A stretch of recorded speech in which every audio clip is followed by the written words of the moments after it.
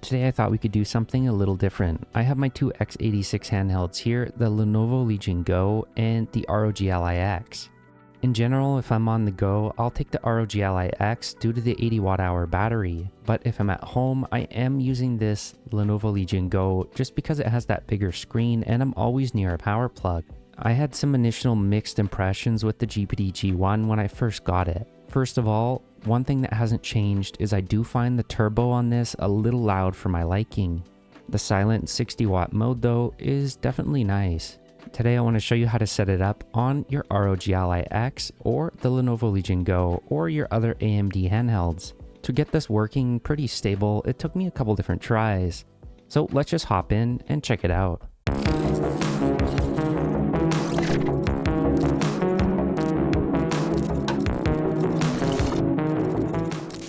This is a huge jump in performance. This essentially makes games that could run in 720p with some tweaks on the Legion Go playable at 1080p in Ultra or 1440p at some mixed settings. If you want to see how good the GPD G1 handles games, make sure to check out my initial review on this. We're just going to go over the installation guide today and how to set it all up. If you have the GPD G1, this guide is going to cover handhelds like the ROG Ally X or any other Z1 handheld. Intel handhelds don't need to use this workaround. The Z1 chip driver unfortunately doesn't play well with eGPUs. We do need to disable Windows driver updates, so click on the Start menu and type in Advanced, click Advanced System Settings, then go over to Hardware and Device Installation Settings, then make sure that No is checked off. This is going to disable driver updates, so it's only using the files that we give it to install them. Then just click OK and OK again. On the AMD website, scroll down and type in the 7840U, then just hit search, click Windows 11. We're not going to download the auto detect and install. You want the full package, this one right here. So just click download and let that finish.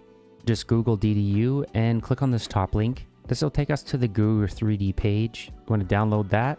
We should have these two files in our downloads folder now. So click on this first one, then just click extract.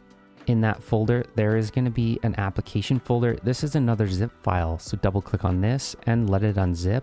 Then take this folder here, cut that, move that back to our downloads folder. And with that in there, you can go ahead and delete these other DDU folders. So we have the DDU file folder and we also have the driver package. Now we need to remove the old Z1 drivers. We can do this in safe mode. I don't recommend using DDU when you're not in safe mode, so we do need to do that. You can get there from Windows. Just click on the Start menu, go to Settings, scroll down to the bottom to click Recovery, then restart into the Advanced Setup menu. Just click Restart Now. This isn't going to show on my capture card, but it's going to open up a menu like this on your handheld. Because the display on the Legion Go is a portrait display, this is what it's going to look like with this menu. You want to click on the Troubleshoot option, click on Advanced Options, then just click on the Startup Settings and click Restart. On this small menu, it's going to show us these different options. You're going to have to plug in a keyboard here to control this. Use the arrows on your keyboard and go up to Safe Mode. Just press Enter. On the Legion Go anyways, this is going to look a little weird. Your display is going to be rotated and you're not going to be able to get any HDMI out. You can fix this by holding your finger down on the desktop, going to Display Settings. In the Display Settings, click on Display Orientation, then just select Landscape Flipped. Now just go ahead and close that or minimize it. Head over to your Downloads and open up the DDU folder. You're going to see an exe file here. Right click on that and click Run as Administrator. It's going to show up with this warning message. Just click OK and close off this little box that comes up. We're going to need to wipe the GPU driver. So click on this first one, select GPU, make sure it's set to AMD. This should be set by default. You can just do a clean and restart, but I'm just going to do a clean and do not restart. I'm going to do this once like this first, then I'm going to do a clean and restart after. It's going to ask you to restart, just say no, then open up your file folder, click on the C drive. You're going to see a folder on here called drivers. Inside there is going to be the drivers that were already installed in your device to begin with. These are for the Z1 Extreme. We don't want these. Right click on that and delete that folder. Then make sure to empty your recycle bin after. then go back to DDU and click on the clean and restart option. Windows should restart when it's done. The display might show rotated at first, but once you get into Windows, it should automatically rotate and fix itself. Once we're in Windows, make sure to close any applications that you're not using. Then head to your downloads folder, click on the driver package that we downloaded, and go ahead and run that. This might take a second to open. It's gonna fail, but that's absolutely okay. All we want it to do is unpack that driver package. And there we go, it failed. Now just click close, close the downloads folder, right click on your start button, go to your device manager. We're looking under the display adapters. It's gonna say AMD Radeon graphics. Let's just go ahead and update the driver. Browse my computer for drivers. Click on the bottom here where it says let me pick. Then we want to click have disk. Click on browse.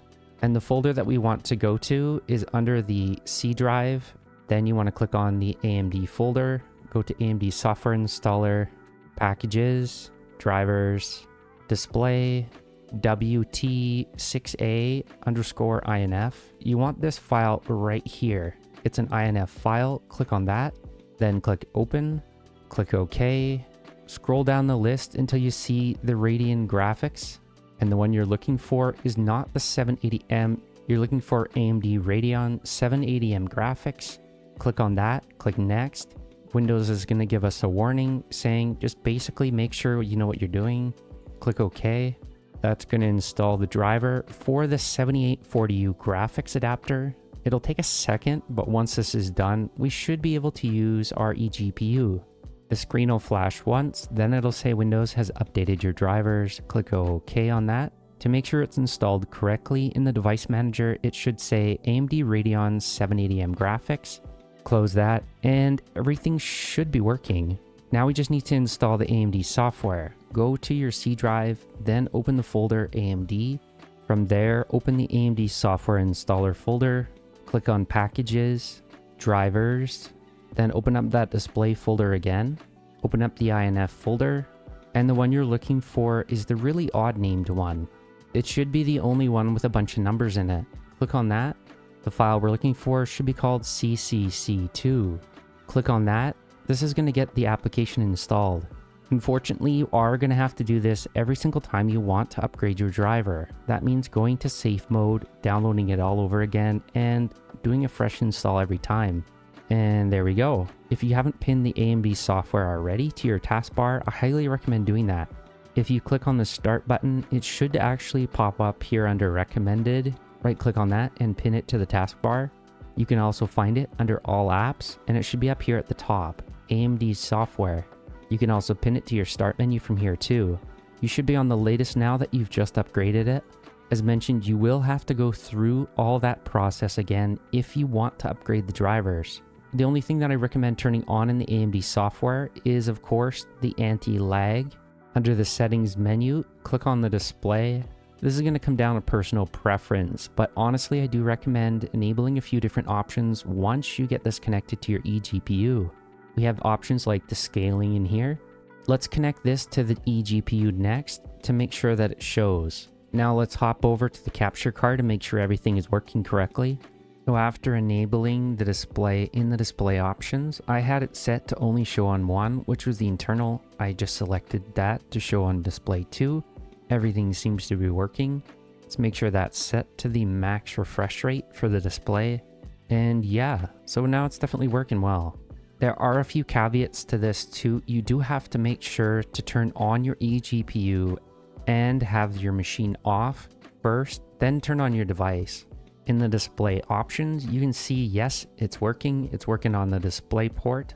The RX 6700M XT is working correctly. My display card doesn't support FreeSync, so it's not going to show as working for that. It automatically defaults to full RGB output with 8-bit color.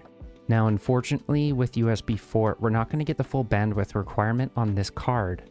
This is only showing as running in PCI Express by 4 at 3.0 speeds, not 4.0. This is correct though, and this is the bandwidth that we're expecting for USB 4. If this was running Oculink, you would see 4.0. This is going to affect the card a little bit, but we still should be able to get some decent performance out of this. All the games that I've tried have worked really well. make sure to check out the eGPU review if you want to see how good this card works. There are a few issues that you can run into using this GPU as well. So to optimize your eGPU setup, right click, go to the power options, make sure that your mode is set for best performance, then open up the control panel, go to your system and security, then open up the power options from here, click on change plan settings, then go to change advanced power settings. On the PCI Express tab, click that, then you'll see the link state power management. Make sure that that's turned off on both. I also recommend turning on the processor power management tab. You can Google how to turn this on and you can change your settings from here too. On battery mode, I recommend turning off your boost mode, but with plugged in, I was getting the best performance with efficient aggressive. Then click OK. If you plan on using this docked all the time and don't need any portability, you can also right click on your start menu, go to device manager, click on the display adapters, right click on your integrated graphics and click disable. I'm going to leave this enabled because I still take my Legion Go out with me occasionally. In the settings window, go down to the gaming tab, then make sure to disable your gaming bar. In there, click on the graphics, change default graphics settings, make sure to have hardware accelerated GPU scheduling turned on and turn on optimizations for windowed games. If you go back a page, you can actually see a couple different things as well. There's going to be a little list of your games here. If you click on one of your games, go to options, you can actually select which GPU it's going to use. By default, it's going to let Windows decide, but this is not always ideal. I do recommend using the high performance, which should select the eGPU as your main GPU. A user on the GPD server also made this little guide. This is an awesome little guide, and we've gone through some of these power options. We also want to increase the TDI delay in the registry. This should also give us a little bit better stability on our device. Copy this whole line right here, then type in regedit until you can see your registry editor. Run that as administrator. Paste in the location that we copied up here. You're not going to see these two by default. I've already gone in and added these, but we're going to have to add them manually if you don't have them. These are both DWORD 32-bit values. So TDR delay, make sure it's set to hexadecimal, then put your value in. Set that to 10, click OK. When you go back, it's going to automatically convert this to hexadecimal, but you can still see the value when you click decimal. Then put in another DWORD 32-bit value, make sure to name that TDI delay, make sure to set that to decimal, then put in 20, then click OK, and you should have those two in there now. Down at the bottom, he's also got a command for us to run in command prompt, so search up for CMD, then click run as administrator, right click to paste a line, and press enter. Close that. Big thanks to Beardy McGee from the GPD server for making this little guide. One of the last things we need to do is to disable dynamic tick. This should hopefully fix a lot of the micro stutters. So load up command prompt as administrator again, then just type in bcdedit space /set space disabled dynamic tick and then space yes. For some reason I didn't see this working on mine, but I put an extra D in there. You want to make sure to say disable dynamic tick, not disabled dynamic tick. Then just click enter and that should be fine.